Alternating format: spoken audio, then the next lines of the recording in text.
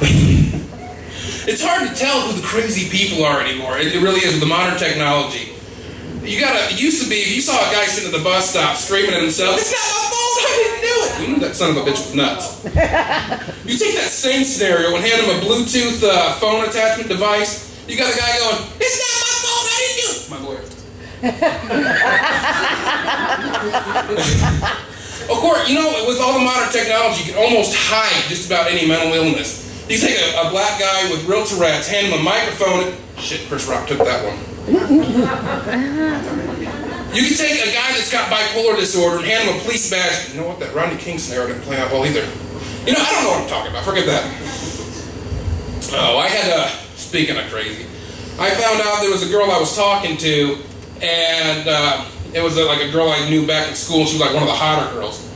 And so I says, "Well, where are you living now?" She says, "It's about 3 hour, find out it's about 3 hour drive from me." And I was like, "Well, you know, I'm a comedian now." And she goes, "Really? You famous?" I said, She goes, "So is that?" I didn't tell her yes or no, but I let her believe what she wanted to believe. I make the drive out there, and I find out, how do I put this mildly? Her mental status was, batshit crazy. And I should have known that she was nuts. With our second conversation, a safe word was discussed. And for those of you who don't know what a safe word is, a safe word is like if you're in the mid-coitus and things get a little too rough, you use a word that you both agree on that means no when it's time to stop.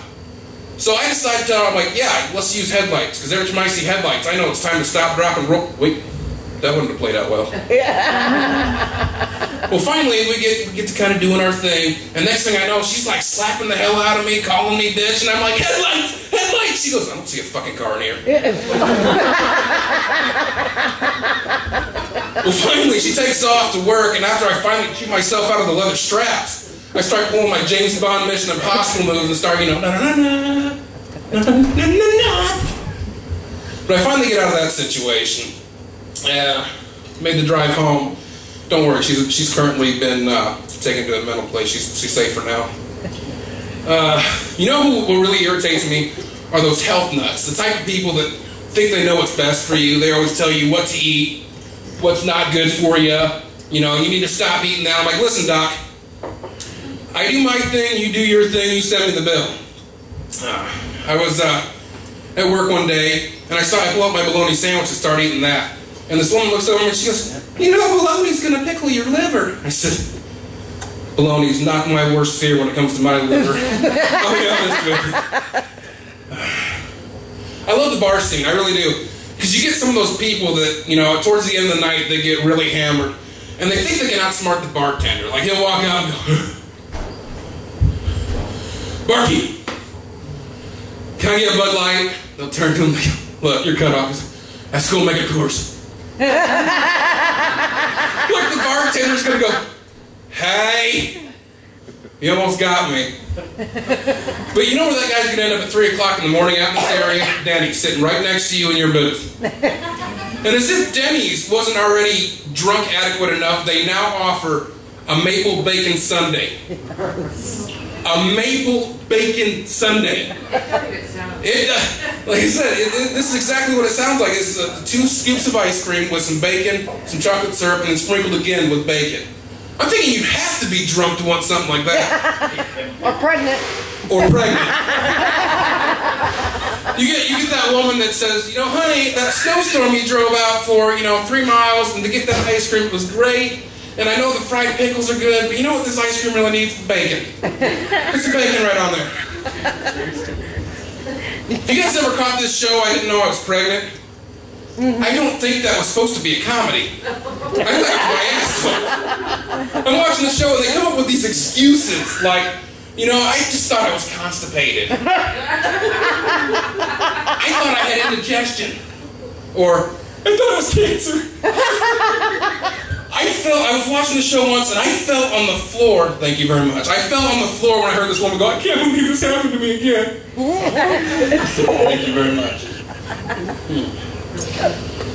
My rabies must be showing.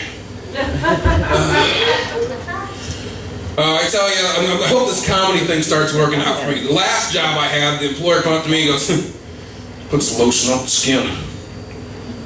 Guy hated dry skin, so it was creepy. Segway. I drive, I know, I mean, I must be looking like I'm rich up here, I'll be honest. I drive an 87 Mazda. And I'm getting sick and tired of getting pulled over and asked for my green card. I am broke, not illegal. I was driving to Comedy Sports rehearsal one day, and about halfway there I get stopped, and the cop comes up to me and goes,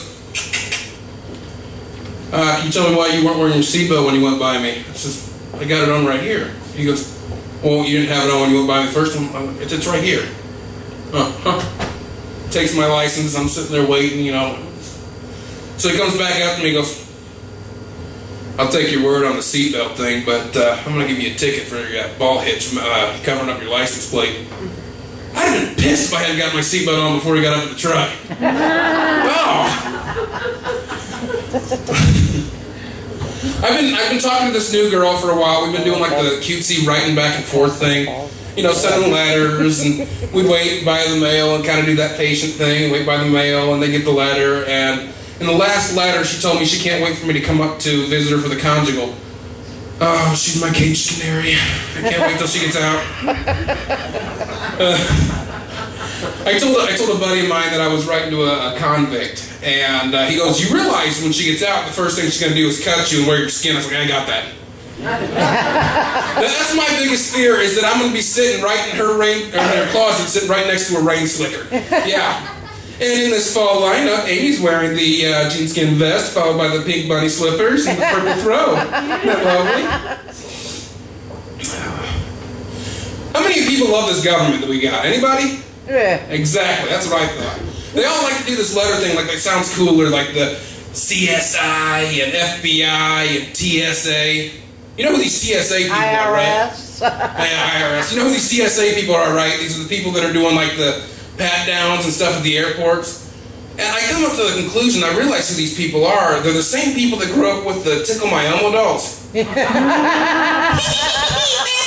do it again. And you know, I kind of told them, like, you know, you can't make fun of us for that. We've been trained. I'm like, yeah, I play school. So, of course, I got the next random search. He said, all right, put your hands up to the side and spread them. I said, wait, before we go any further, can I suggest a safe word? Let's go brake lights. I saw tail lights didn't quite work out the last time. Oh. Trying to save gas, I ride a bicycle, but because I'm not fit or have no desire to be, I bought a motor kit to put on it. This thing goes about 25 miles an hour, and well, as I ride down the road, I was always told by my mom that you watch out for cars. So, on the road, I did. I pull into Walmart parking lot and get hit. I'm not making this up. And the worst part about it was I was not the first person on the motorized bicycle to get hit. She hit my friend on the other one first. She gets out. This is why I'm adamantly against texting and driving. I can see how this is playing out. She goes, OMG, P-A-R-T-Y tonight. OMG, I just hit some PPO on their Bix. It's hard to type with press-on nails. But she gets out of the car, and she goes, are you guys okay? Is there anything I can do for you? It'd be nice if you got the car off the top of me.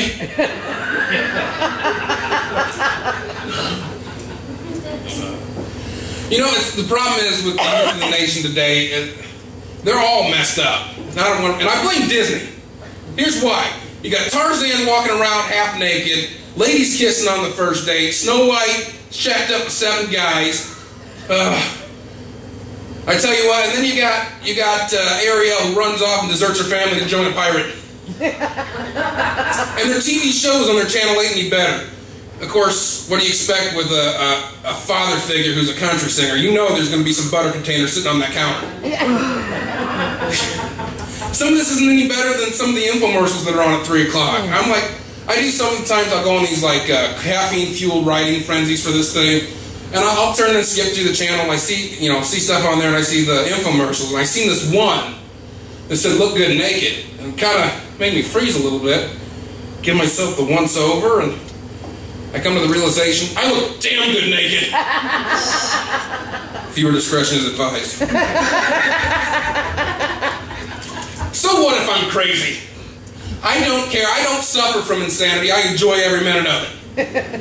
I had a psych evaluation not too long ago, and I'm certifiable. I I went in for the psych evaluation, and if any of you guys have never had one of these, it's real simple at first. They'll start off asking you some easy questions like your name, your date of birth, your weight, and then they ask if you've got any allergies. The woman got to the allergies question. I thought I'd mess with her a little bit. She goes, "You got any allergies?" I said, "Yeah, I'm allergic to latex." She goes, "Well, what are your symptoms?" I says, "Well, it causes swelling." Which isn't always a bad thing. She goes, but then she proceeds to ask me if I hear any voices. So I'm still trying to mess with her a little bit. She goes, "You hear any voices?" I said, "Yeah, I hear some voices from time to time." She goes, "What do they say?" I said, "There's a clearance on aisle 4.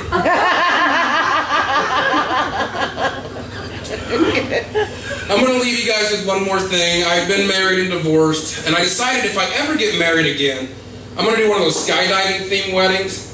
I figure we're going to do the vows and we kiss and jump out the plane. If one of our chutes fails to open, I just know it wasn't meant to be. I want to thank you guys again for coming out tonight. Give John Moore another round of applause there. We will try to be getting the Midwest Comedy Group and tour going up again real soon. Follow me and John on Facebook. Thank you guys very much.